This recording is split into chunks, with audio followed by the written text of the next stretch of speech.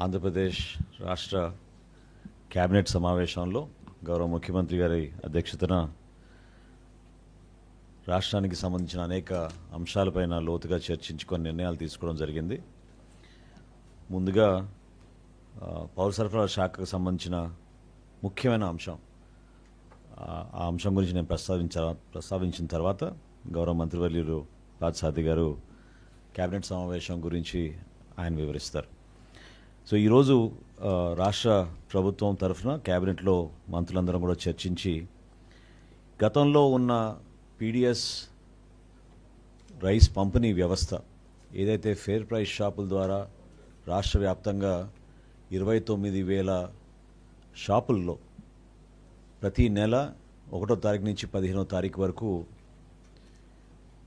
ఉదయం నుంచి రాత్రి వరకు ప్రజలకి అందుబాటులో ఉండి సరుకులు సరఫరా చేసే వ్యవస్థని కుట్రపూరితంగా గత వైఎస్ఆర్సీపీ ప్రభుత్వం రాష్ట్రానికి అపార నష్టం కలిగిస్తూ వినియోగదారులు కూడా కనివిని అనిగిన రీతిలో ఇబ్బందికరమైన పరిస్థితులు తీసుకొచ్చారు.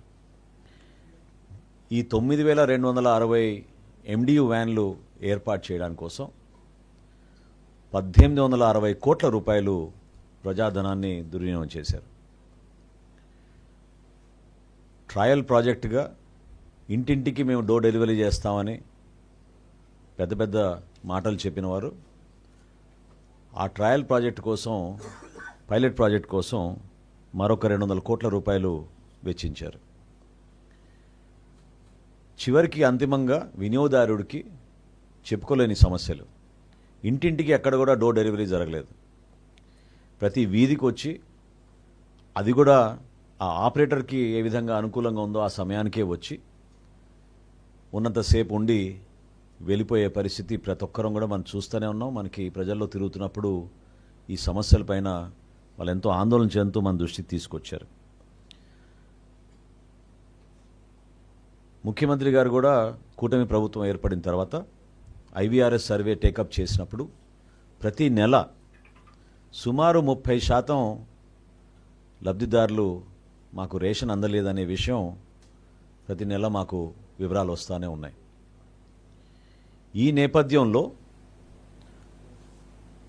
పౌర సరఫరాల శాఖ నుంచి మేము అసలు రైస్ స్మగ్లింగ్ ఏ విధంగా జరుగుతోంది, రాష్ట్ర వ్యాప్తంగా మేము అనేక ప్రాంతాల్లో తనిఖీలు చేసి పీడిఎస్ రైస్ స్మగ్లింగ్ డైవర్షన్ అనే కోణం నుంచి చూసినప్పుడు మాకు అర్థమైంది ఈ వ్యవస్థలో ముఖ్య పాత్ర పోషించింది ఈ వ్యాన్ల వ్యవస్థ తీసుకొచ్చిన తర్వాత.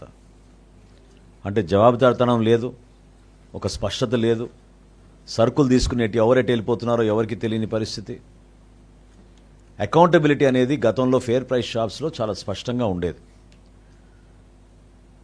డైవర్షన్ జరిగినప్పుడు డిసిప్లిన్ యాక్షన్ తీసుకోవాలంటే ఫేర్ ప్రైస్ షాప్స్ ఉన్నప్పుడు ఇమ్మీడియట్గా డిసిప్లిన్ యాక్షన్ తీసుకుని స్థానికంగా ఉన్న ఒక రెవెన్యూ సిబ్బందికి ఆ బాధ్యతలు అప్పచెప్పేవాళ్ళం. ఇప్పుడు ఈ వ్యాన్ ఆపరేటర్లు వచ్చిన తర్వాత దాదాపు 288 కేసులు బుక్ చేశాం. వందల సంఖ్యలో క్రిమినల్ కేసెస్ ఉన్నాయి వీళ్ళపైన. వీరిని నియంత్రించే పరిస్థితి లేదు. పూర్తిగా వీళ్ళు ఆ సిండికేట్లో భాగస్వాములై రైస్ స్మగ్లింగ్ అనేది చాలా భారీ ఎత్తున ఆంధ్రప్రదేశ్లో ఒక వ్యవస్థను ఏర్పాటు చేసుకుని ఆ వ్యవస్థకి పూర్తి స్థాయిలో గతంలో ఏర్పాటు చేయడమే కాదు, ఒక గ్రీన్ ఛానల్ ఏర్పాటు చేసి రైస్ డైవర్షన్ అనేది చాలా లోతుగా వెళ్ళిపోయిన ప్రక్రియ. ఈ 29,000 ఫేర్ ప్రైస్ షాప్స్కి బదులు 9,260 MDU వ్యాన్లు ఏర్పాటు చేస్తే చాలా ప్రాంతాల్లో అసలు మేము ఈ రోజుకి కూడా అందించలేకపోతున్నాం. ఆశ్చర్యం ఏంటంటే 3వ రోజు కల్లా 93% రేషన్ మేము సప్లై చేసామని చెప్పి రిపోర్ట్లు పంపిస్తారు. సాధ్యం కాని పని. కానీ కేవలం డైవర్షన్ కోసం ఉపయోగించుకుంటూ దొంగ లెక్కలు చూపించి వీళ్ళు చేసిన అరాచకం మామూలు విషయం కాదు. దీనికి గతంలో 90% కార్పొరేషన్ల ద్వారా 10% లబ్ధిదారుల తరఫున ఆ రోజున ఐడెంటిఫై చేసి 10% బెనిఫిషరీ కడితే ఈ వ్యాన్ నిర్వహణ వాళ్ళకి అప్పచెప్పి దాదాపు నెలకి 27,000 రూపాయలు కార్పొరేషన్ నుంచి మేము వీళ్ళకి చెల్లిస్తూ వస్తున్నాం. ఈ వేకెన్సీస్ కూడా సుమారు 570 వ్యాన్లు ఈ రోజుకి కూడా మాకు దాని గురించి పూర్తి సమాచారం లేదు. ఎవరైతే పాపం ఎదురు చూస్తున్నారో రేషన్ వాళ్ళకి ఆ సమయానికి అందదు. ఇంకా ఆశ్చర్యకరమైన విషయం ఏంటంటే చాలామంది పాపం పనులకు వెళ్ళే వాళ్ళు కూడా పనులు మానేసుకుని ఫలానా రోజు వ్యాన్ వస్తుందని వాళ్ళు ఎదురు చూసుకుంటూ ఇబ్బంది పడే పరిస్థితులు చాలా క్లియర్గా అనేక సందర్భాల్లో మా దృష్టికి వచ్చినాయి. అంటే 3 ఫేర్ ప్రైస్ షాపులకి అనుగుణంగా ఒక వ్యాన్ ఏర్పాటు చేశారు. తద్వారా డైవర్షన్ చాలా భారీ ఎత్తున జరిగింది. ఇది అనేక కోణాల నుంచి మేము దర్యాప్తు చేసి మాకు వచ్చిన రిపోర్ట్స్ మేరకు అదేవిధంగా ఈరోజున్న ఆర్థిక వ్యవస్థ అంటే ఇంకా మేము ఇంకొక 385 కోట్ల రూపాయలు వెచ్చించాల్సి వస్తుంది వీళ్ళ కాలం మొత్తం పూర్తి చేసుకుంటే. అయినా ఏమీ ఉపయోగం లేదు. వినియోగదారులకు ఏ విధమైన అడిషనల్ సర్వీస్ ఇవ్వలేకపోతున్నాం. ఫేర్ ప్రైస్ షాప్ అయితే 1వ తారీఖు నుంచి 15వ తారీఖు వరకు ఉదయం నుంచి రాత్రి వరకు ఓపెన్ ఉండి వినియోగదారుడు ఎప్పుడైనా వెళ్ళి ఆ షాప్కి వెళ్ళి తెచ్చుకోవచ్చు. ఒకవేళ ఆ 2-3 రోజులు వెళ్ళలేకపోయినా ఖచ్చితంగా 15 రోజుల లోపే వెళ్ళగలిగేవాళ్ళు. అసలు ఎంత దురుద్దేశంతో ఈ స్కీమ్ని ప్లాన్ చేశారంటే ఎక్కడైనా మనం చూసాం ఒక వ్యాన్ కొని కేవలం 15 రోజులకే దాన్ని వినియోగించేటట్టు డిజైన్ చేశారు. నెలలో 15 రోజులు ఖాళీగా ఉండేటట్టు. ఖాళీగా ఉన్నా సరే ఆ డ్రైవర్కి ఆ ఖర్చులకి కార్పొరేషన్ నుంచి భరించేటట్టు ఈ నిర్ణయం తీసుకోవడం అనేది చాలా ఆశ్చర్యకరమైన విషయం. అంటే ప్రజలు ఏ విధంగా ఒక మంచి పరిపాలన కోసం ఎదురు చూస్తారో ప్రజాధనాన్ని దుర్వినియోగం చేసే విధంగా వాళ్ళ స్వార్థం కోసం స్వలాభం కోసం తీసుకున్న నిర్ణయం అనేది చాలా స్పష్టంగా కనపడుతుంది. ఈరోజు క్యాబినెట్లో మేము తీసుకున్న డెసిషన్ జూన్ 1వ తారీఖు నుంచి ఫేర్ ప్రైస్ షాపుల ద్వారానే పీడిఎస్ రైస్ లబ్ధిదారులందరూ కూడా చేరవేసే విధంగా ఒక నిర్ణయం తీసుకున్నాం. దీంతో పాటు 65 సంవత్సరాల కన్నా ఎక్కువగా ఉన్న వయసులో ఉన్న వృద్ధులకు అదేవిధంగా దివ్యాంగులకు డోర్ డెలివరీ జరిగేటట్టు ఈరోజు ఒక నిర్ణయం తీసుకున్నాం. ఈ ఫేర్ ప్రైస్ షాప్స్లో కూడా మేము కొత్త యాప్ డిజైన్ చేసాం. రేషన్ చాలా పక్కాగా మేము మానిటర్ చేసుకునే విధంగా నెక్స్ట్ ఫేజ్లో మేము ప్రతి షాప్లో కూడా సీసీ కెమెరాలు కూడా ఏర్పాటు చేసి వాళ్ళ సర్వీసెస్ని మేము పెంచే విధంగా కేంద్ర ప్రభుత్వంతో చర్చించిన తర్వాత ప్రాథమిక అనుమతులు వచ్చినాయి మాకు. ఈ ఫేర్ ప్రైస్ షాప్స్ని చిన్న చిన్న కిరాణా షాపులుగా వాళ్ళు కూడా వ్యాపారం చేసుకునే విధంగా గిరిజన ప్రోడక్ట్స్ కానివ్వండి కేంద్ర ప్రభుత్వం అందించే ఈ భారత్ ప్రోడక్ట్స్ని ఈ షాపుల ద్వారా మేము వినియోగదారులకి తక్కువ రేటుకు తీసుకొచ్చే విధంగా ఒక నిర్ణయం తీసుకున్నాం. అదేవిధంగా ఈ 9,260 వ్యాన్లు ఎవరి పేరు మీద అయితే ఉన్నాయో బెనిఫిషరీస్ వాళ్ళందరికీ కూడా ఈ యాసెట్ని అంటే ఈ వ్యాన్ని ఉచితంగానే వాళ్ళకి ట్రాన్స్ఫర్ చేసే విధంగా ఒక నిర్ణయం తీసుకున్నాం. ఎందుకంటే వాళ్ళ లైవ్లీహుడ్ కూడా ఎఫెక్ట్ కాకూడదు. వాళ్ళు ఈ వ్యాన్స్ని ఉపయోగించుకుని వాళ్ళు కూడా గూడ్స్ డెలివరీయో లేకపోతే ఇంకో దానికో ఈ వ్యాన్ని ఉపయోగించుకునే విధంగా ఆ బెనిఫిషరీస్కే ఈ 5 కార్పొరేషన్లు SC corporation, ST corporation, BC corporation, EBC corporation, అదేవిధంగా minority Muslim and Christian finance కార్పొరేషన్కి ఇటు యాసెట్స్ మేము ట్రాన్స్ఫర్ ఆటోమేటిక్గా జరిగిపోయినప్పుడు వాళ్ళ దగ్గర నుంచి ఆ బెనిఫిషరీస్కి ఎవరైతే 10% కట్టారో ఇనీషియల్గా వాళ్ళందరికీ కూడా ఈ వ్యాన్లు మళ్ళీ తిరిగి ఇచ్చేటట్టు ఉచితంగా రాష్ట్ర ప్రభుత్వం నుంచి ఆ నిర్ణయం తీసుకుని ఇంతటితో ఈ పీడిఎస్ రైస్ ఉక్కుపాదంతో కూటమి ప్రభుత్వం తీసుకున్న నిర్ణయాలు మనం ముందు తీసుకెళ్తున్న తరుణంలో ఈ పర్టికులర్ నిర్ణయం ఖచ్చితంగా దానికి దోహదపడుతుందని మేము భావిస్తున్నాం. కొంతవరకు మేము దీని ద్వారా ఈ రైస్ డైవర్షన్ ఖచ్చితంగా ఆగుతుందనే ఒక నమ్మకంతో ఈ కార్యక్రమాన్ని ఈరోజు తీసుకొచ్చాం. దీంతోపాటు దీపం 2 పథకం గురించి ఇంకొక నిర్ణయం తీసుకున్నాం ఈరోజు రాష్ట్ర క్యాబినెట్లో. గౌరవ ముఖ్యమంత్రి గారు ఆల్రెడీ దీని గురించి చాలా లోతుగా చర్చించారు. ఈరోజు క్యాబినెట్లో కూడా మంత్రులందరి అభిప్రాయం తీసుకున్న తర్వాత ఒక నిర్ణయానికి వచ్చింది ఏంటంటే ఈ 2వ ఫేజ్లో దీపం ఆల్రెడీ మేము 70 లక్షలు మంది బుకింగ్ చేసుకున్నారు. మొదటి దశలో 99,70,000 మంది దీపం 2 పథకం కింద ఉచిత గ్యాస్ పథకం లబ్ధి పొందారు. ఫేజ్ 2లో ఎప్పుడైతే ఏప్రిల్ నుంచి జూలై వరకు ఉందో ఫేజ్ 2లో ఆల్రెడీ ఇప్పటికే 70 లక్షల మంది బుకింగ్స్ చేసుకున్నారు. సో ఫేజ్ 2 అయిపోయిన తర్వాత ఫేజ్ 3లో వారికి ముందుగానే డబ్బులు వాళ్ళ ఖాతాలోకి వేసేటట్టు డైరెక్ట్గా ఈరోజు క్యాబినెట్ నిర్ణయం తీసుకుంది. ఈ లాజిస్టిక్ ఇష్యూస్ లేకపోతే ఈ ట్రాన్సాక్షన్లో వస్తున్న కొన్ని ఇష్యూస్ వలన చాలామంది ఆందోళన చెందుతూ మా అకౌంట్లో ఇంకా డబ్బులు పడలేదనే విషయం చాలా సందర్భాల్లో ప్రస్తావిస్తూ ఉన్నారు. కాబట్టి వాటిని అధిగమించే విధంగా ఈరోజు ఒక ఆలోచనకు వచ్చి డైరెక్ట్గా లబ్ధిదారుల ఖాతాల్లోకి ఆ గ్యాస్ సిలిండర్కి సంబంధించిన సబ్సిడీ ఏదైతే ఉందో ముందుగానే 3వ ఫేజు మొదలు కన్నా ముందుగానే వాళ్ళ ఖాతాలో పడే విధంగా ఈరోజు క్యాబినెట్లో ఈ 2 నిర్ణయాలు ప్రధానమైన నిర్ణయాలు. ఖచ్చితంగా రాబోయే రోజుల్లో సంక్షేమంతో పాటు ఒక ట్రాన్స్పరెంట్గా అకౌంటబుల్గా ఉండే విధంగా రాష్ట్ర ప్రభుత్వం ఈరోజు ఈ నిర్ణయాలు తీసుకుంది. ఇప్పుడు నా సహచార మంత్రివర్యులు పార్థసారథి గారిని మిగతా అంశాల గురించి మాట్లాడమని కోరుతున్నాను.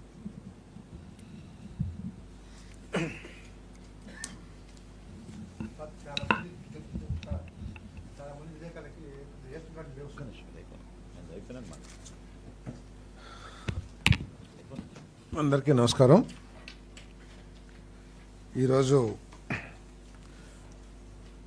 గౌరవ ముఖ్యమంత్రి చంద్రబాబు నాయుడు గారి నాయకత్వంలో జరిగిన కేబినెట్ సమావేశంలో రాష్ట్ర అభివృద్ధికి సంబంధించి రాష్ట్ర పారిశ్రామికీకరణ గురించి వివిధ నిర్ణయాలు తీసుకోవడం జరిగింది. అందరికీ తెలిసిన విషయమే, చంద్రబాబు నాయుడు గారు, పవన్ కళ్యాణ్ గారు నాయకత్వంలో ఈ కూటమి ప్రభుత్వం యొక్క బీజేపీ నాయకత్వంలో ఈ కూటమి ప్రభుత్వం యొక్క లక్ష్యం ఈ 5 సంవత్సరాల కాలంలో దాదాపు 20 లక్షల మందికి ఉపాధి అవకాశాలు కల్పించాలి, రాష్ట్రంలోని రైతుల యొక్క సంక్షేమం కానివ్వండి, గ్రామీణ ఆర్థిక అభివృద్ధి కానివ్వండి, ఇవన్నీ సాధించాలనే లక్ష్యంతో పనిచేస్తున్న విషయం మనందరికీ తెలిసిందే. దాంట్లో భాగంగానే 15వ తారీఖున ముఖ్యమంత్రి గారి అధ్యక్షన జరిగిన SIBP మీటింగ్లో అనేక ఇన్వెస్ట్మెంట్స్కు సంబంధించిన నిర్ణయాలు తీసుకుని వాటన్నిటి ఆమోదం కోసం కేబినెట్ సమావేశంలో పొందుపరచడం జరిగింది.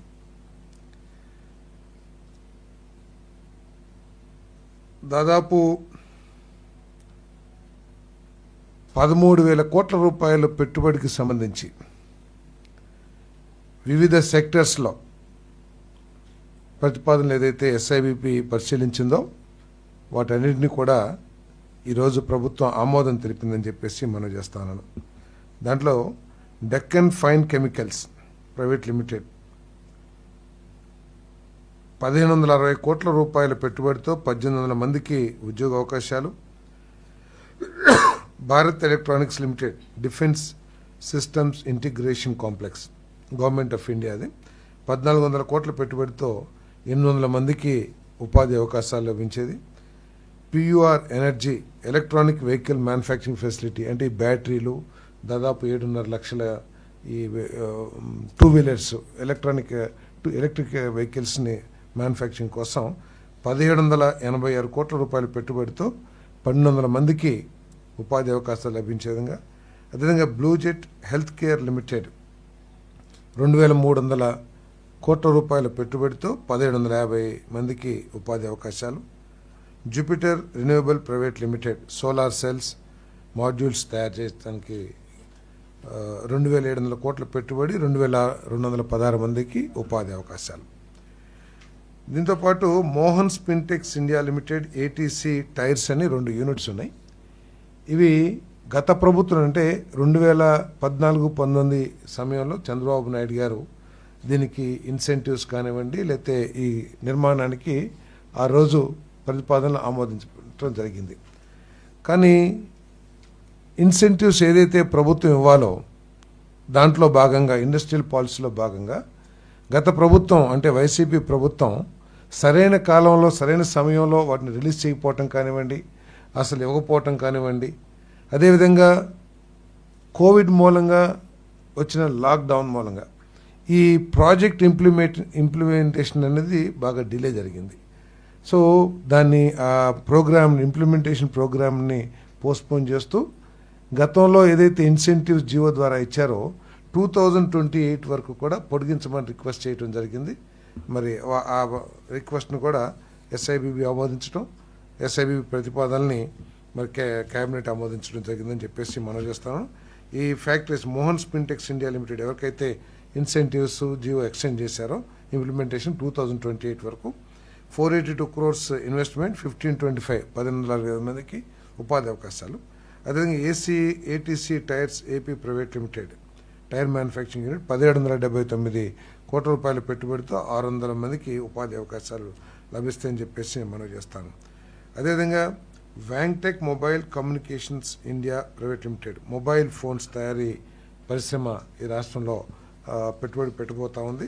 దాదాపు 1061 కోట్ల రూపాయల పెట్టుబడితో దాదాపు 10,000 మందికి డైరెక్ట్గా కానీ ఇండైరెక్ట్గా కానీ ఉపాధి అవకాశాలు లభిస్తాయని చెప్పేసి కూడా తెలియజేస్తా ఉన్నాను నేను. అదేవిధంగా ఎలీప్ కుప్పంలో 5 ఎకరాలు కేటాయించి 5 కోట్ల రూపాయల పెట్టుబడితో 1,500 మందికి ఉపాధి అవకాశాలు లభించే విధంగా ఎలీప్ని కుప్పంలో స్టార్ట్ చేస్తానికి ప్రభుత్వం నిర్ణయం తీసుకుందని చెప్పేసి మనం చేస్తాం. ఈ ఎలీప్ గాజుల రామారావు తెలంగాణలో చాలా బ్రహ్మాండంగా విజయవంతమైంది. మన ఆంధ్రప్రదేశ్లో కూడా నున్న ప్రాంతంలో అనేక ప్రాంతాల్లో పెట్టారు. మహిళల్ని ప్రోత్సహించాలని చెప్పేసి వ్యాపారవేత్తలుగా తీర్చిదిద్దాలని, మహిళలకు కూడా అన్ని రంగాల్లో సమాన అవకాశాలు కల్పించాల లక్ష్యంతో మరి మొట్టమొదటిగా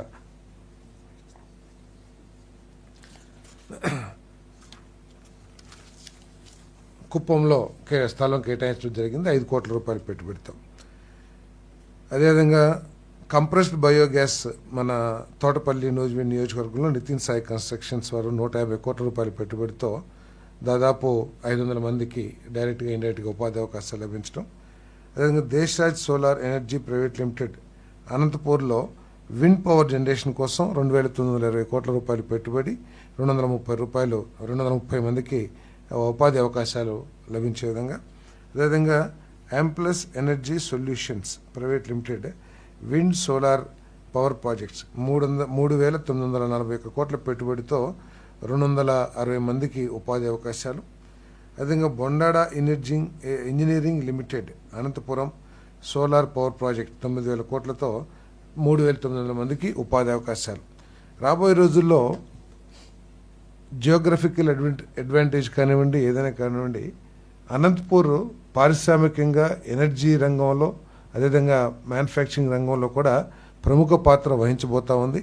మరి ప్రభుత్వం కూడా అక్కడ కావాల్సిన అన్ని వసతులు, ఏ ఇండస్ట్రియలిస్ట్ ఈ రాష్ట్రానికి వచ్చినా కూడా వారికి కావాల్సిన చట్టపరిధిలో రూల్స్కి లోబడి వారికి కావాల్సినవన్నీ కూడా ఎటువంటి ఆలస్యం లేకోకుండా మరి అలాట్మెంట్ చేయాలని చెప్పేసి ఈరోజు క్యాబినెట్లో కూడా చర్చించడం జరిగిందని చెప్పేసి మనం చేస్తాను.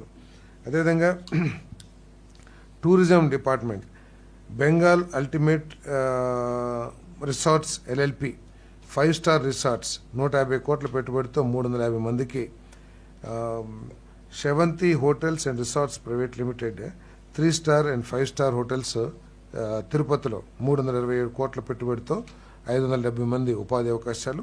అదేవిధంగా వరుణ్ హాస్పిటాలిటీ ప్రైవేట్ లిమిటెడ్ విశాఖపట్నంకి 5-స్టార్ హోటల్ అండ్ ఐటీ స్పేస్ 899 కోట్ల పెట్టుబడితో 1,300 మందికి ఉపాధి అవకాశాలు. ఈ టూరిజం వాళ్ళు రిక్వెస్ట్ చేసిన మేరకు వీళ్ళకి ఈ ఎస్సీ ఎస్టీ రీయింబర్స్మెంట్ 15 సంవత్సరాలు 12 సంవత్సరాల్లో రీయింబర్స్మెంట్ స్కీమ్ను కూడా అలాట్ చేయడం జరిగింది. ఈ మిగతావన్నీ కూడా ఏదైతే టూరిజం పాలసీ ఉందో మన government of AP tourism policy దానికి లోబడి అవన్నీ కూడా ఈ ప్రాజెక్ట్స్కి ఇంప్లిమెంట్ అవుతాయి అని చెప్పేసి మనం చేస్తాము. అదేవిధంగా Daikin air conditioning India private limited air conditioners and components manufacturing సిసిటీలో ఆల్రెడీ ఒక యూనిట్ ఉంది. అక్కడ ఇంకా ఫర్దర్ ఎక్స్పాన్షన్ కోసం 2,475 కోట్ల రూపాయల పెట్టుబడితో 5,150 మందికి మరి ఉపాధి అవకాశాలు లభించే కార్యక్రమం చెప్పేసి మనం చేస్తాను. అదేవిధంగా Sensorium Photonics India private limited infrared modules modules, packaging, contact image sensors ఇవన్నీ కూడా మ్యానుఫ్యాక్చరింగ్ చేయడానికి 1057 కోట్ల రూపాయలతో 622 మందికి ఉపాధి అవకాశాలు కల్పించే కార్యక్రమం చేయబోతున్నామని చెప్పేసి మంత్రిమండలికి వచ్చిన ప్రతిపాదనల్ని ఆమోదించడం జరిగిందని చెప్పేసి మనం చేస్తాను. అదేవిధంగా భోగాపురం గ్రీన్ఫీల్డ్ అంతర్జాతీయ విమానాశ్రయం అభివృద్ధికై GVIL 500 ఎకరాల భూమిని పునరుద్ధరించాలని చేసిన అభ్యర్థనకు మంత్రుల బృందం అంగీకారం తెలుపుతూ చేసిన సిఫార్సును రాష్ట్ర మంత్రిమండలి ఆమోదం తెలిపింది. ఇది మనందరికీ తెలిసిందే.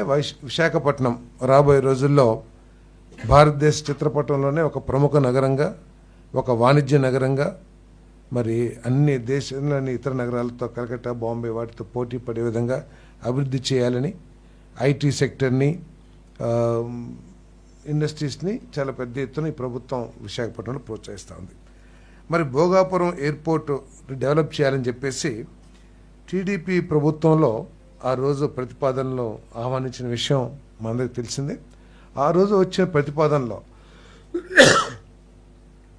GMR విశాఖపట్నం ఇంటర్నేషనల్ ఎయిర్పోర్ట్ సంస్థకి ఉన్న అర్హతలు కానివ్వండి, వారికి ఉన్న ఎక్స్పీరియన్సెస్ కానివ్వండి, వారికి ఉన్న ఫైనాన్షియల్ క్రెడిబిలిటీ కానివ్వండి, లేకపోతే స్ట్రెంగ్త్ కానివ్వండి, వీటన్నిటిని దృష్టిలో పెట్టుకుని ఆ భోగాపురం ఎయిర్పోర్ట్ డెవలప్మెంట్ని వారికి అప్పగించడం జరిగింది. దాంట్లో 2700 ఎకరాలని 2703 ఎకరాలని మరి డెవలప్ చేసి వివిధ రకాలుగా ఎయిర్పోర్ట్స్, తర్వాత ఎలైడ్ ఇన్ఫ్రాస్ట్రక్చర్ అన్నీ కూడా డెవలప్ చేయాలని చెప్పేసి వారు కోట్ చేయడం జరిగింది. కానీ తర్వాత వచ్చిన ప్రభుత్వం క్యాబినెట్లో పెట్టి 500 ఎకరాలని తగ్గించేసి డెవలప్మెంట్ చేయమంటే, ఎందుకంటే ఒక ప్రాజెక్ట్ని మనం ప్లాన్ చేసినప్పుడు దాంట్లో డిఫరెంట్ రెవెన్యూ వచ్చే విధంగా మనం ప్లాన్ చేసుకుంటూ ఉంటాము. కానీ 500 ఎకరాలు తీసేయటం మూలంగా వారు ఒరిజినల్ ప్లాన్స్ దెబ్బతింటున్నాయి, వైబిలిటీ దెబ్బతింటుంది అనే ఉద్దేశంతో ఆ కంపెనీ అనేక సార్లు ఆ ప్రభుత్వాన్ని కోరుకున్నా కూడా, రిప్రజెంటేషన్ ఇచ్చినా కూడా ఆ ప్రభుత్వం పట్టించుకోకపోవటం, మరి ఈరోజు మళ్ళీ ఈ ప్రభుత్వం వారికి రిప్రజెంటేషన్ని పరిగణలోకి తీసుకుని ఆ 500 ఎకరాలని తిరిగి ఇవ్వాలని చెప్పేసి నిర్ణయం తీసుకోవడం జరిగిందని చెప్పేసి మనం చేస్తాను. ఈ ల్యాండ్ ఎందుకంటే రెసిడెన్షియల్ ఏరియాస్ని డెవలప్ చేయాలి, అదేవిధంగా మెయింటెనెన్స్, రిపేర్స్ అండ్ ఓవరాలింగ్ ఈ ఫెసిలిటీస్ అన్ని కూడా, ఇప్పుడు మనం హైదరాబాద్ ఎయిర్పోర్ట్ చూస్తున్నట్లయితే చుట్టూతా అనేక ఇన్ఫ్రాస్ట్రక్చర్ ఫెసిలిటీస్ ఉంటాయి. ఏరోప్లేన్స్ రిపేర్స్ కానివ్వండి, లేకపోతే మెయింటెనెన్స్ కానివ్వండి, హోటల్స్ కానివ్వండి, ఇవన్నీ ఉంటే కానీ ఒక ప్రాజెక్ట్ వైబిలిటీ రాదనే విషయాన్ని అందరూ కూడా గమనించాలి. దాన్ని దృష్టిలో పెట్టుకుని ఏదైతే గత ప్రభుత్వం ఉద్దేశపూర్వకంగా అనాలోచితంగా ఏదైతే 500 ఎకరాలని రద్దు చేసిందో దాన్ని తిరిగి GVIL అంటే GMR విశాఖపట్నం ఇంటర్నేషనల్ ఎయిర్పోర్ట్కి అందించాలని చెప్పేసి నిర్ణయం తీసుకుంటాం జరిగిందని చెప్పేసి మనం చేస్తా ఉన్నాం.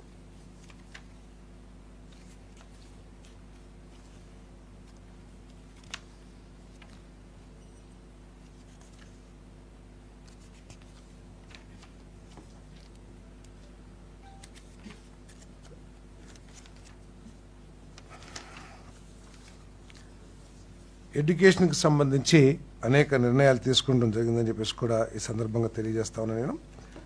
మరి బార్ కౌన్సిల్ ఆఫ్ ఇండియా వారు ఒక ట్రస్ట్ని ఏర్పాటు చేసి దాంట్లో సుప్రీంకోర్టు జడ్జెస్, మేధావులు, వివిధ రంగాల్లో నిష్ణాతులు అందరు సభ్యులుగా ఉండి వారు వివిధ ప్రాంతాల్లో ఈ లా కోర్సెస్ని డెవలప్ చేయడానికి, లా కోర్సెస్ని నేర్పించడానికి యూనివర్సిటీస్ని స్థాపించిన విషయం మనకి తెలిసిందే.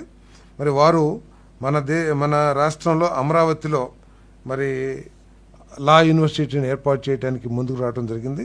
వారికి కావాల్సిన మరి ల్యాండ్ అవన్నీ కూడా ఏర్పాటు చేయడానికి ఏదైతే ప్రతిపాదన వచ్చిందో ఆ ప్రతిపాదనని క్యాబినెట్ ఆమోదించిందని చెప్పేసి నేను మనవి చేస్తా ఉన్నాను. నేను దీంట్లో ఈ కాలేజీ పెడతాం మూలంగా 20% స్టూడెంట్స్, తెలుగు ఆంధ్రప్రదేశ్ స్టూడెంట్స్కి అవకాశాలు కల్పించడం కూడా జరుగుతుందని చెప్పేసి నేను మనవి చేస్తాను. ఈ యూనివర్సిటీ ఏర్పాటు చేయటం మూలంగా మన ఆంధ్రప్రదేశ్లో కూడా మంచి నైపుణ్యం, ఈ లీగల్లో నైపుణ్యం వచ్చే విధంగా స్టూడెంట్స్ని తయారు చేయడం కానివ్వండి, నేషనల్ లెవెల్లో మంచి లాయర్స్ని తయారు చేస్తానికి ఇది ఉపయోగపడుతుందని చెప్పేసి కూడా నేను మనవి చేస్తాను. అదేవిధంగా doctor BR Ambedkar open university ఏదైతే ఉందో ఇది 10th షెడ్యూల్లో ఉంది మన విభజన చట్టం ప్రకారం. అది 2024 వరకు కూడా మరి హైదరాబాద్లో ఉన్న doctor BR Ambedkar university headquarters నుంచే మన ఆంధ్రప్రదేశ్లో కూడా కార్యకలాపాలు నిర్వహించబడతా ఉన్నాయి. మరి 2024 తర్వాత ఇక్కడ స్టూడెంట్స్ని చేర్పించుకోము, ఇక్కడ నుంచి ఇక్కడ యాక్టివిటీస్ పెట్టమని చెప్పేసి చేయలేము అని చెప్పేసి చెప్పిన మరి డాక్టర్ బిఆర్ అంబేద్కర్ ఓపెన్ యూనివర్సిటీని ఏలూరు సమీపంలో ఏర్పాటు చేయడానికి ఏదైతే ప్రతిపాదన ఉన్నత విద్యాశాఖ ప్రతిపాదన చేసిందో దాన్ని కేబినెట్ ఆమోదించిందని చెప్పేసి నేను మనవి చేస్తాను. నేను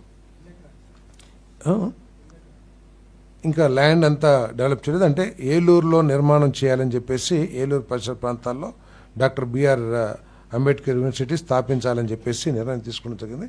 ఈ ప్రభుత్వం యొక్క లక్ష్యం ఏంటంటే ఇంటర్నేషనల్ స్టాండర్డ్స్తో ఉన్న అన్ని అవకాశం ఉన్న ఇన్స్టిట్యూషన్స్ అన్నిటినీ కూడా ఇక్కడికి తీసుకురావాలని మన యువకుల లబ్ధి కోసం వాళ్ళని అన్ని రంగాల్లో కూడా నిష్ణాతులు చేయటం ఉద్దేశంతో, అదేవిధంగా ప్రతి జిల్లాలో కూడా ప్రైవేట్ సెక్టర్లో కానీ లేదా గవర్నమెంట్ సెక్టర్లో కానీ ఏదో ఒక యూనివర్సిటీని ఏర్పాటు చేయాలని చెప్పేసి కూడా ఈ ప్రభుత్వం పనిచేస్తుందని చెప్పేసి మనం చేస్తాను.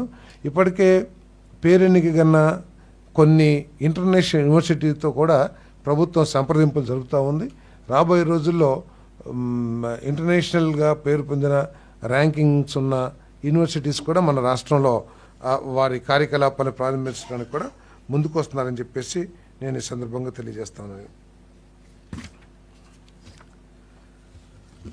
అదేవిధంగా పొట్టి శ్రీరాములు తెలుగు విశ్వవిద్యాలయ చట్టం 1985లోని సెక్షన్ 3(2) ప్రకారం ఆంధ్రప్రదేశ్లోని రాజమహేంద్రవరంలో పొట్టి శ్రీరాములు తెలుగు విశ్వవిద్యాలయం ప్రధాన కార్యాలయాన్ని ఏర్పాటు చేయడానికి నోటిఫికేషన్ జారీ చేసేందుకు రాష్ట్ర ఉన్నత విద్యాశాఖ చేసిన ప్రతిపాదనని రాష్ట్ర మంత్రిమండలి ఆమోదించిందని చెప్పేసి నేను మనవి చేస్తాను.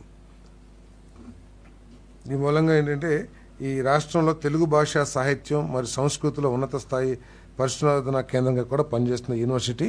మరి గత ప్రభుత్వం తెలుగుకి అన్ని విధాల అట్టడుగు అవకాశాలు కల్పించినా కూడా ఇది మన మాతృభాష, దీన్ని అన్ని విధాలా కూడా అభివృద్ధి చేయాలనే లక్ష్యంతో అన్ని భాషలను కూడా గౌరవిస్తూ మన మాతృభాష అయిన తెలుగుకి అత్యంత ప్రాధాన్యం ఇవ్వాలనేది ఈ ప్రభుత్వం యొక్క లక్ష్యం అని చెప్పేసి కూడా ఈ సందర్భంగా తెలియజేస్తాను. తెలుగు భాష మరియు సాహిత్యం ఆధారంగా కళా సంస్కృతి, సంగీతం, రంగస్థల నాటకాలు, చిత్రలేఖనం మరియు చేతి పనులు మరియు ఇలాంటి వాటిలో అధునాతన అధ్యయనం మరియు పరిశోధనలు సులభతరం చేయడానికి మరియు నియంత్రించడానికి ఉపయోగపడుతుంది. భవిష్యత్తులో జరిగే శాస్త్రీయ పరిణామాలను దృష్టిలో ఉంచుకొని ప్రతి రంగంలోనూ ప్రాచీన తెలుగు సాహిత్యంపై పరిశోధనకు అవకాశం కల్పించడం జరుగుతుంది.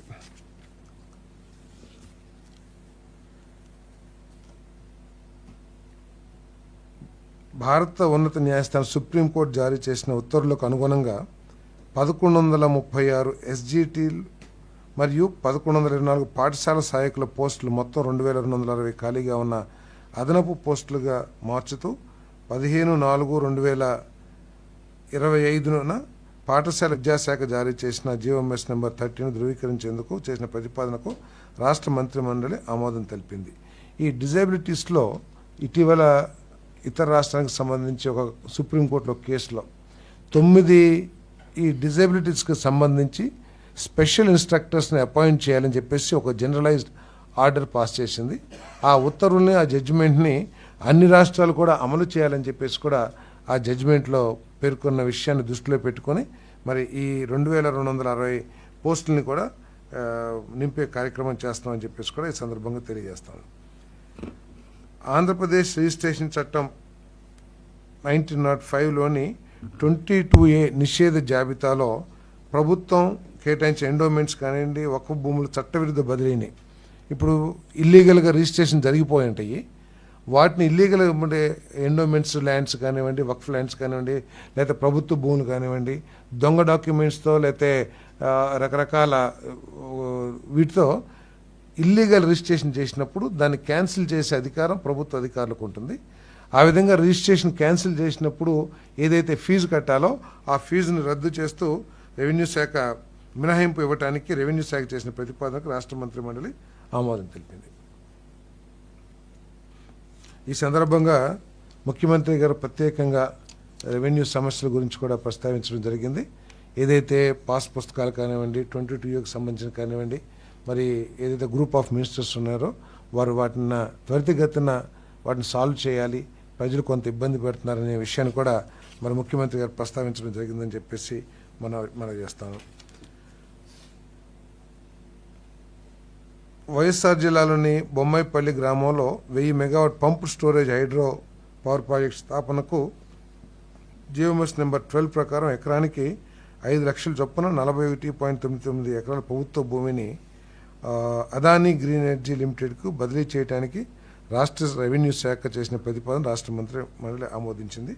అదేవిధంగా అదే అదానీ గ్రీన్ ఎనర్జీ లిమిటెడ్ మరి సత్యసాయి జిల్లా పెద్దకొల్లు గ్రామంలో 500 megawatt pump storage hydro power project అభివృద్ధికి జియోఎంఎస్ 12 ప్రకారం ఎకరానికి 5 లక్షల చొప్పున 12.87 ఎకరాల బదిలీ చేయడానికి రాష్ట్ర రెవెన్యూ శాఖ చేసిన ప్రతిపాదన కూడా రాష్ట్ర మంత్రి మండలి ఆమోదించింది అని చెప్పేసి మనం చేస్తాను.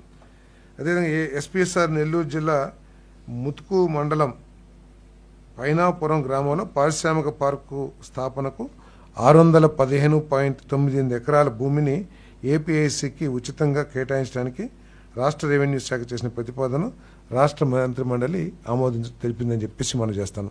ఈ సందర్భంగా ముఖ్యమంత్రి గారు మాట్లాడుతూ 175 నియోజకవర్గాల్లో 175 మరి పార్కులు, ఇండస్ట్రియల్ పార్క్స్ని ఏర్పాటు చేయాలని చెప్పేసి ముఖ్యమంత్రి గారు చాలా స్పష్టంగా చెప్పడం జరిగింది.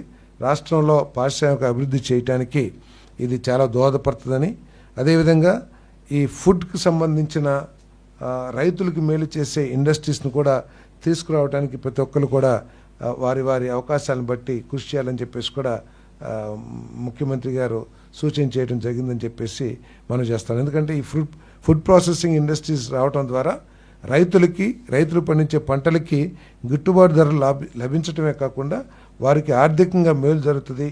గ్రామాలని, రైతు సమస్యల్ని, రైతు సంక్షేమం ఈ ప్రభుత్వానికి అత్యధిక ప్రాధాన్యమైంది. కాబట్టి ఫుడ్ ప్రాసెసింగ్ మీద అధికారులు కానీ మరి ప్రజాప్రతినిధులు కానీ ఎక్కువ దృష్టి పెట్టాలని చెప్పేసి కూడా ముఖ్యమంత్రి గారు సూచించడం జరిగిందని చెప్పేసి మనం చేస్తాం.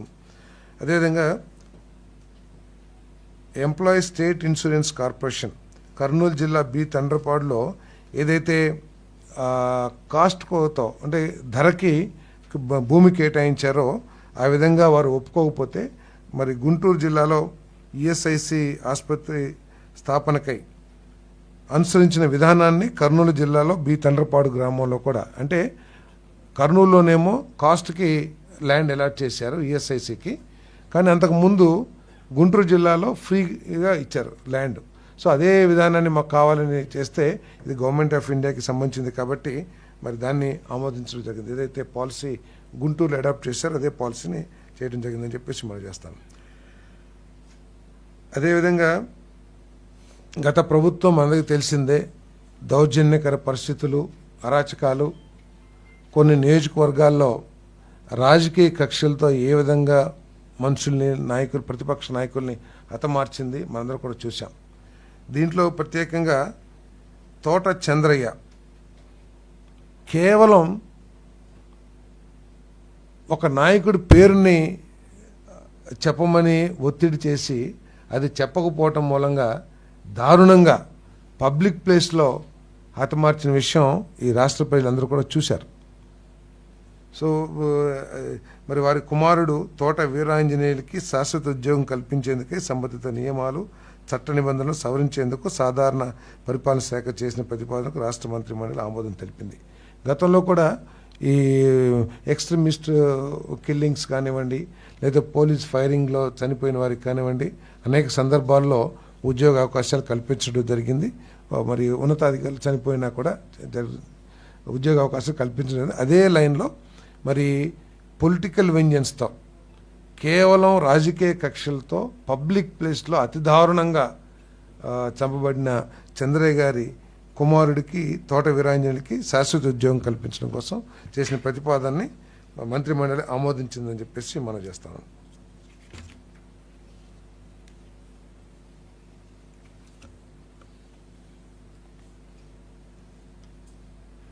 ఆంధ్రప్రదేశ్ జిల్లా ఏర్పాటు చట్టం 1974లోని సెక్షన్ 3 యొక్క సబ్సెక్షన్ 5 ప్రకారం చిత్తూరు జిల్లాలోని పలమనేరు రెవెన్యూ డివిజన్ నుండి పొంగనూరు, చౌడేపల్లి, సోమల మరియు సదుం మండలాలను మరియు చిత్తూరు జిల్లాలోని చిత్తూరు రెవెన్యూ డివిజన్ నుండి రొంపిచెర్ల మండలాన్ని అన్నమయ్య జిల్లాలోని మదనపల్లి రెవెన్యూ డివిజన్కు బదిలీ చేయడానికి ప్రాథమిక నోటిఫికేషన్ జారీ చేసేందుకే రెవెన్యూ శాఖ చేసిన ప్రతిపాదనకు రాష్ట్ర మంత్రిమండలి ఆమోదం తెలిపింది. సో గతంలో ఏ విధంగా ప్రత్యేకంగా ఈ విషయంలో, ఈ మండలాల విషయంలో కొన్ని రాజకీయ కారణాలతో ఇష్టం వచ్చిన మండలాలని వారికి కావాల్సిన విధంగా డిస్ట్రిబ్యూట్ చేసి కొన్ని మండలాన్ని కొన్ని జిల్లాల్లో, అంటే ఒకే నియోజకవర్గానికి సంబంధించిన మండలాల్ని కొన్నేమో చిత్తూరు జిల్లాలో, కొన్నేమో అన్నమయ్య జిల్లాలో కేవలం రాజకీయ కారణాలతో వారికి రాజకీయ ఇన్వాల్వ్మెంట్ అన్ని జిల్లాల్లో ఉండాలనే ఉద్దేశంతో చేశారనే విషయం అందరికీ తెలిసిందే. దాన్ని అన్నమయ్య జిల్లాలో అన్ని రెవెన్యూ డివిజన్స్ కూడా అన్నమయ్య జిల్లాలో కలపడానికి ఏదైతే నోటిఫికేషన్ జారీ చేసే ప్రతిపాదన రెవెన్యూ శాఖ చేసిందో దాన్ని రాష్ట్ర మంత్రిమండలి ఆమోదించిందని చెప్పేసి మనం చేస్తాను.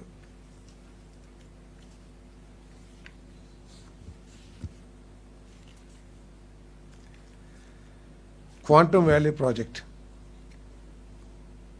హైటెక్ సిటీ అనగానే లేదు సైబర్ సిటీ అనగానే గుర్తుకొచ్చేది ఈ దేశంలో చంద్రబాబు నాయుడు గారు. ఇప్పటికి కూడా హైదరాబాదులో ఈ జనరేషన్ అందరూ కూడా రాష్ట్రం విభజించబడ్డా ఈ రాష్ట్రానికి సంబంధించిన వారి అయి ఉన్నా అవ్వకపోయినా, అంటే తెలంగాణ యువకులు కూడా అందరూ ఏకగ్రీవంగా ఒప్పుకునేది రాజకీయాలకు అతీతంగా హైటెక్ సిటీ, సైబర్ సిటీ ఇవన్నీ కూడా చంద్రబాబు నాయుడు గారి చేసిన కృషి అని చెప్పేసి ప్రతి ఒక్కరు కూడా ఒప్పుకుంటూ ఉంటారు. అంతేకాదు మన సామాన్య ప్రజానీకం ఒప్పుకుంటమే కాదు, సాక్షాత్తు ఈ దేశ ప్రధానమంత్రి గారు కూడా ఈ టెక్నాలజీకి సంబంధించి, ఐటీకి సంబంధించి ఇవన్నీ కూడా నేను చంద్రబాబు నాయుడు గారి దగ్గర నేర్చుకున్నాను అని ఓపెన్గా డాష్ మీద చెప్పారని పబ్లిక్ మీటింగ్లో. మరి చంద్రబాబు నాయుడు గారి ఆలోచన, దురదృష్టి ఏంటో కూడా మరి ఈ దేశ ప్రజలందరూ కూడా అర్థమైందని చెప్పేసి మనం చేస్తాను. సో ఆయన మధ్యలో నుంచి వచ్చిన కొత్త ఆలోచన ఈ రాష్ట్రాన్ని, ఆంధ్రప్రదేశ్ని క్వాంటమ్ టెక్నాలజీస్లో మళ్ళీ దేశంలో నెంబర్ 1గా నిలిపేందుకు ఆయన కృషి ప్రారంభించారని చెప్పేసి నేను మనవి చేస్తున్నాను. ఇప్పుడు 1922లోనే ఎప్పుడో ఈ క్వాంటమ్ టెక్నాలజీస్ని డెవలప్ చేయడానికి గవర్నమెంట్ ఆఫ్ ఇండియా దాదాపు 1 lakh crores మరి కేటాయించడం జరిగింది నిధుల్ని. మరి మనందరికీ తెలిసిందే, ఏ అవకాశం వచ్చినా కూడా మన ముఖ్యమంత్రి చంద్రబాబు నాయుడు గారు వదులుకోవటానికి సిద్ధపడ్డాం. ఏ అవకాశం వచ్చినా కూడా దాని ద్వారా వచ్చే ఫలితాలని మన రాష్ట్ర ప్రజలకి అందించాలనే తాపత్రయంతో ఉంటాడనే విషయం ఈ రాష్ట్ర ప్రజలందరూ కూడా బాగా తెలిసిందే.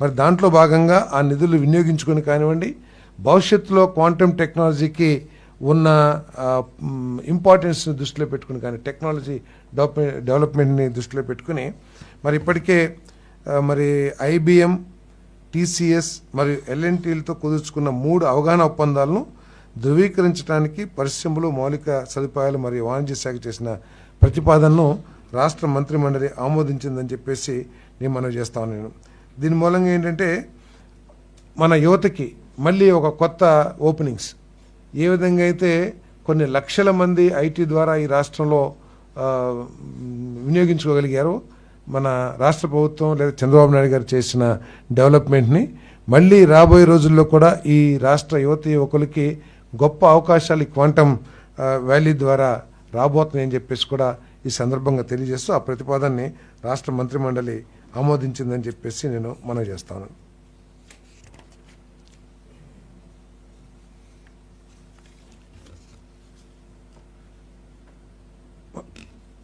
రవాణా వాహనాలకు సంబంధించి గ్రీన్ ట్యాక్స్ రేట్ మనందరికీ కూడా తెలుసు. గత ప్రభుత్వంలో ఇది కేంద్ర ప్రభుత్వం రూల్స్ అయినా కూడా లారీ ఓనర్సు, అదేవిధంగా ట్రాక్టర్ ఓనర్సు, ఈ ట్రాన్స్పోర్ట్ వాళ్ళందరూ కూడా చాలా ఆందోళన చేస్తూ ఉండేవాళ్ళు, ఈ గ్రీన్ ట్యాక్స్ విపరీతంగా వేస్తున్నారని చెప్పేసి. మరి పక్క రాష్ట్రం తెలంగాణలో ఇప్పటికే తగ్గించడం జరిగింది ఈ గ్రీన్ ట్యాక్స్ని. ఇప్పుడు దాన్ని దృష్టిలో పెట్టుకుని రవాణా వాహనాలకు సంబంధించి గ్రీన్ ట్యాక్స్ రేటును తగ్గించడానికి AP motor vehicles of green tax 1963లోనే 5వ షెడ్యూల్లో సవరణ చేయడానికి రవాణా మరియు భవనాల శాఖ ప్రతిపాదించిన డ్రాఫ్ట్ బిల్లుకు రాష్ట్ర మంత్రిమండలి ఆమోదం తెలిపిందని చెప్పేసి నేను మనవి చేస్తాను. దాని మూలంగా ఏంటంటే ఇంతకుముందు క్వార్టర్లీ ట్యాక్స్ లెవీ చేసేవాళ్ళు ఈ గ్రీన్ ట్యాక్స్ కింద. దాన్ని తీసేసి కేవలం 1,500 రూపాయలు 3,000 రూపాయలు ట్యాక్స్గా నిర్ణయించడం జరిగింది. దీన్ని సవరించి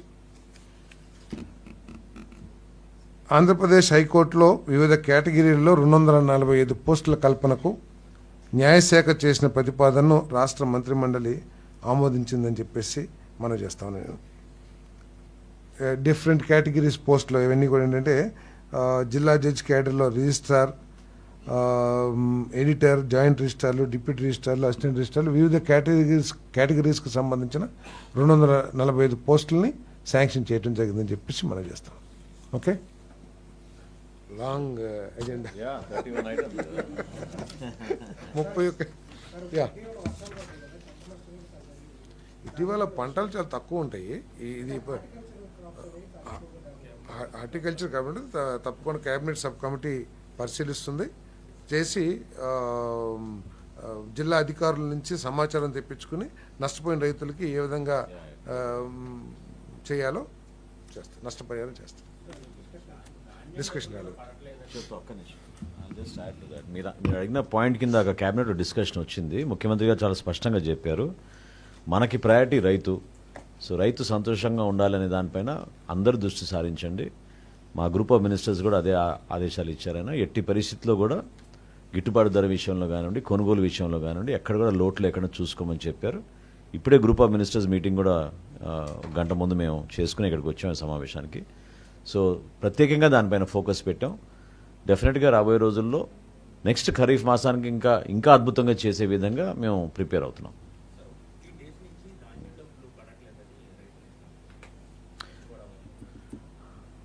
అంటే రబీ మాసంలో మొన్న అకాల వర్షాల వలన చాలా ప్రాంతాల్లో ఎక్కడికక్కడ ధాన్యం కొనుగోలు చేయమని ఇమీడియట్గా ఇన్స్ట్రక్షన్స్ ఇవ్వడం జరిగింది. రైతు సహాయ కేంద్రాల్లోనూ రైస్ మిల్లర్స్ దగ్గర నుంచి వచ్చిన ఆ లెక్కలు కన్సాలిడేట్ చేసుకున్న తర్వాత రీకన్సిలేషన్ అయిన తర్వాత ఖచ్చితంగా మేము డబ్బులు వాళ్ళ ఖాతాలోకి పెడతాం. గతంలో మేము మెయింటైన్ చేసిన స్టాండర్డ్కి అనుగుణంగానే మేము ముందుకెళ్తున్నాం, ఇబ్బంది లేదు. 6 నెలల్లో ఎగ్గొట్టింది పోయిన ప్రభుత్వం. ఈ ప్రభుత్వంలో ఎక్కువ శాతం ధాన్యానికి 24 గంటలు లేకపోతే 48 గంటల్లో డబ్బులు పడి ఎప్పుడైనా చూసాం అసలు మనం దేశంలో ఎక్కడైనా ఈ విధమైన ధాన్యం కొనుగోలు విధానం ఎక్కడైనా ఉంది కాదు. దేశంలో ఎక్కడైనా అంటే ఏదో కాయలున్న చెట్టుకే రాళ్ళు పడతాయని ఏమి చేయని వాళ్ళకి లేదా కాయలు లేని చెట్టుకి ఏమి దాని మొహం చూడరు. కానీ చేసే వాళ్ళని తప్పకుండా రైతులు చాలా హ్యాపీగా ఉన్నారు. ముఖ్యమంత్రి గారు అనేక సందర్భాల్లో కూడా చెప్పారు. మొన్న అధిక వర్షాల్లో కూడా తడిసిపోయిన ధాన్యం అంటే ఎక్కడ కూడా ఒక గింజ వదులుకోకుండా తడిసిన ధాన్యాన్ని కూడా కొనండి. తక్కువ డ్యామేజ్ అయితేనేమో మన రాష్ట్ర ప్రభుత్వమే భరిస్తుంది, ఎక్కువ డ్యామేజ్ అయితే కేంద్ర ప్రభుత్వాన్ని రిక్వెస్ట్ చేద్దామని చెప్పేసి అంత స్పష్టంగా చెప్పి అప్పటికప్పుడు మొత్తం ధాన్యాన్ని ఎక్కడ కూడా కొంతమంది కావాలని పేపర్లు ఫోటోల కోసం వానపడంగానే పొద్దున్నే వెళ్ళిపోయి ఏంటి ధాన్యం అన్న మొదలుపెట్టారం. కానీ ప్రభుత్వం ఎప్పుడు కూడా అప్రమత్తత ఉంటుంది. రైతుకి ఏ నష్టం రాకుండా చూడాలనే తాపత్రయంతో ప్రభుత్వం ఉంటుంది.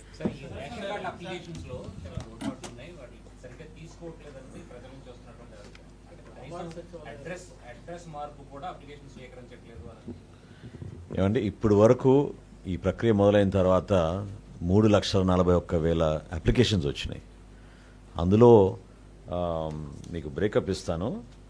మెంబర్ అడిషన్ అంటే కుటుంబంలో ఒక సభ్యుడిని చేర్చడానికి కోసం 2,54,000, కొత్త రైస్ కార్డులకి 40,000, చేంజ్ ఆఫ్ అడ్రస్ కేవలం 5,900. సో కొన్ని సర్వీసెస్ మనం ఆల్రెడీ ఎనేబుల్ చేసాం. ఈరోజు కూడా ఒక వార్త వచ్చింది, దానికి కూడా నేను వివరణ ఇవ్వాలనుకున్నాను. అదేంటంటే గతంలో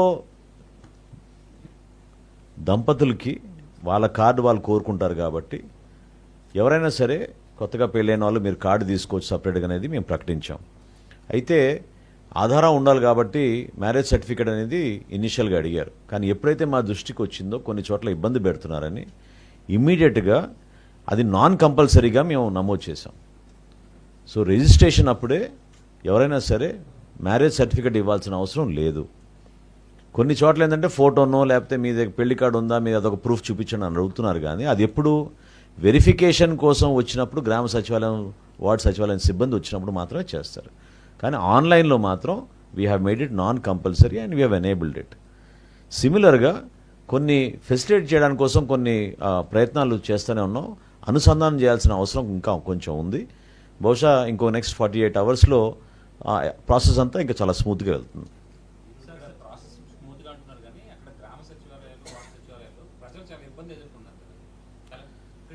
వచ్చినాయి, మా దృష్టికి కూడా వచ్చినాయి. డెఫినెట్గా వచ్చినాయి. ఎందుకంటే ఒకేసారి ఒత్తిడి ఎక్కువ ఉంది, కొంచెం సమయం పడుతోంది. సర్వర్ కూడా చాలా సందర్భాల్లో టెక్నికల్గా కొన్ని సమస్యలు ఉన్నాయి. వీటన్నిటిని మా కమిషనర్ గారు చూసుకుంటున్నారు. I'm positive in the next 24 to 48 hours దీన్ని ఒక కొలిక్కి తీసుకురాగలుగుతాం. ఇబ్బంది కలగకుండా మేము చేస్తాం. టైం ఇస్తాం. ఇట్స్ ఆల్రెడీ ఎప్పుడు కూడా గతంలో వినండి ఒక్క నిమిషం. ఏం లేదండి. ఇప్పుడు మేము కొత్త కార్డ్స్ ప్రింటింగ్ చేసి ఇష్యూ చేస్తున్నప్పుడు కూడా మళ్ళీ మీకు అవకాశం కల్పిస్తాం. అందులో ఏం లేదు. చేర్పులు మార్పులు అనేది సహజం. It's an ongoing exercise.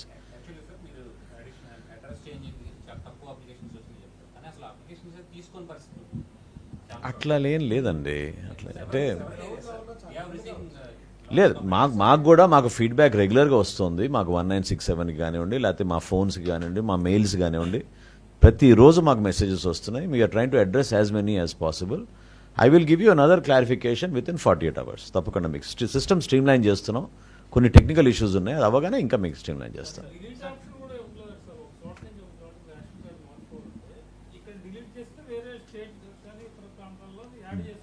Deletion of an individual unit ఒక అంశం అండి. కొంతమంది ఏమో వాలంటరీ సరెండర్ చేద్దాం అనుకుంటున్నారు కార్డు, కొంతమంది మైగ్రేషన్ వలన డిలీషన్ అనేది ఒక ఇష్యూ అండి. ఈ మూడింటిని మేము మీకు వివరణ మీకు ఇస్తాం. మేము ఎనేబుల్ చేసాం, అది చెప్తాం మీకు వివరాలు.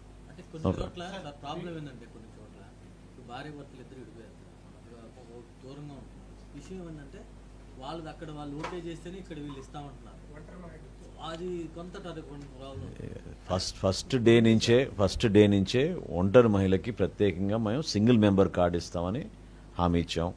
అదేవిధంగా ఎవరైనా ఆశ్రమాల్లో ఉంటున్నా లేదా ఇతర ప్రాంతాల్లో ఒంటరిగా ఉంటున్నా కూడా పాపం వాళ్ళకి అంటే లీగల్ ఇష్యూస్ ఉన్నా కూడా డివోర్స్ విషయంలో ఆ విషయంలో కూడా 7 years దాటితే ఖచ్చితంగా మనం వాళ్ళకి సపరేట్ కార్డు ఇచ్చేటట్టు మేము వెసులుబాటు కల్పించాం.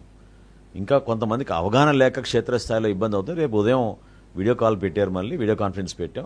ప్రతి గ్రామ సచివాలయం వార్డు సచివాలయం సిబ్బందికి మేము ఎనేబుల్ చేస్తాం. ఈ ఇన్ఫర్మేషన్ వాళ్ళకి చేరేటట్టు తప్పకుండా మేము చర్యలు తీసుకుంటాం.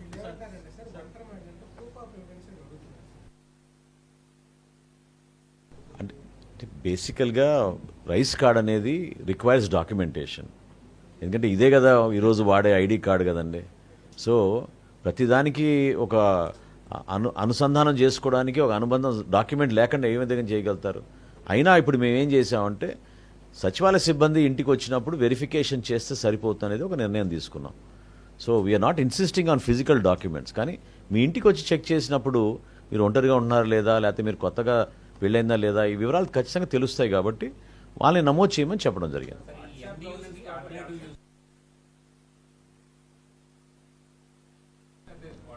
వాళ్ళకి ఇచ్చేస్తున్నాం కదా సొంతంగా. ఈ యాసెట్ని ఈ వ్యాన్ని యాజ్ ఇట్ ఈస్గా వాళ్ళకి ట్రాన్స్ఫర్ చేసి ఇచ్చేస్తున్నాం ఫ్రీ ఆఫ్ కాస్ట్. వాళ్ళే దాన్ని వాడుకోవచ్చు, వాళ్ళ హ్యాండ్ ఓవర్లోనే ఉంటుంది. వాళ్ళు ఎటువంటి కార్యక్రమాలు చేయాలనుకున్నా గుడ్ సర్వీసెస్ గాను ఇంకేదైనా దే కెన్ డెఫినెట్లీ యూస్.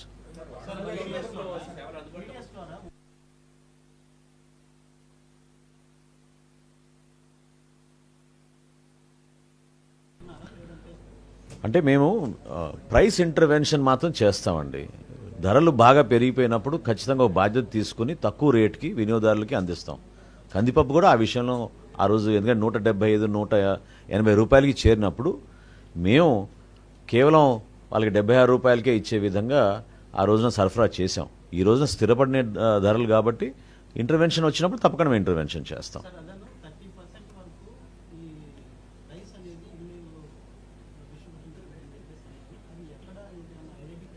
కాదండి, కాదు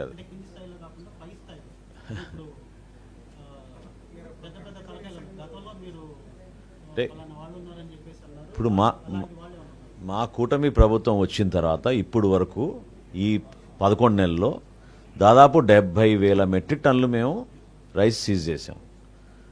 70,000 metric tons. So diversion of rice జరుగుతుందనేది ప్రాథమికంగా నిర్ధారించుకున్నాం. క్షేత్రస్థాయిలో వెళ్ళినప్పుడు కూడా మాకు సమాచారం, మేము ఇన్స్పెక్షన్ జరిగినప్పుడు మాకు దొరికింది అది. సో ముఖ్యమంత్రి గారికి ఆఫీస్ నుంచి చేసే ఈ ఐవీఆర్ఎస్ సర్వే ద్వారా కూడా దాదాపు 30% మంది మాకు రైస్ అందలేదు అనే విషయం వాళ్ళు ప్రతి నెల మాకు వస్తున్న సర్వేలో వస్తున్న రిపోర్ట్. సో దాన్ని కూడా బేస్ చేసుకుని the lot of pilferage is happening, rice diversion జరుగుతుందనే నిర్ధారణకు వచ్చాం.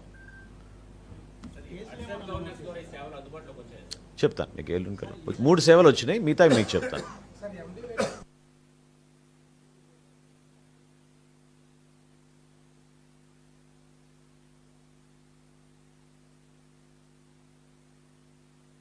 అంటే వన్ టైం సెటిల్మెంట్ మేము బ్యాంకర్స్తో కూర్చోవాలండి. ఇప్పటివరకు మాకు వచ్చిన సమాచారం దాదాపు 188 కోట్లు బ్యాంకర్స్తో కూర్చొని మేము ఇప్పటివరకు కట్టింది అంటున్నారా? ఇప్పటివరకు కట్టింది 1860 కోట్లు.